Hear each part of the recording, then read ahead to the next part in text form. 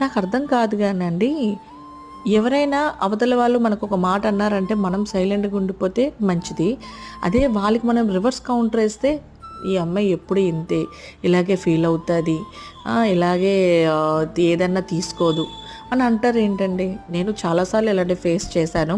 ఎవరైనా నన్నేమైనా అంటే మాత్రం నేను ఫీల్ అవ్వకుండా చాలా సైలెంట్‌గా నవ్వేయాలి. అదే నేను రివర్స్ కౌంటర్ ఏస్తే మాత్రం ఇంకా వాళ్ళు ఫీల్ అయిపోతారు. అది ఎంతవరకు కరెక్ట్ అండి? మీకు కూడా ఇలాంటిది ఏదైనా ఎదురైందా? నాకైతే ఇలాంటివి చాలా సార్లు ఎదురయ్యాయి. ఇదంతా పక్కన పెట్టేస్తే ఇక్కడ నేను రవ్వ లడ్డు ప్రిపేర్ చేస్తున్నానండి. పక్కా కొలతలతో ప్రిపేర్ చేశాను. నేను కూడా యూట్యూబ్ చూసి ఫాలో అవ్వడమే తప్ప నాకైతే రాదు. ఒక కప్పు సూజీకి ఒక cup sugar and 1 cup water వేసుకొని ఆ మెజర్మెంట్స్తోని నేను రవ్వ లడ్డు చేశాను. పర్ఫెక్ట్ మెజర్మెంట్స్ ఇవి.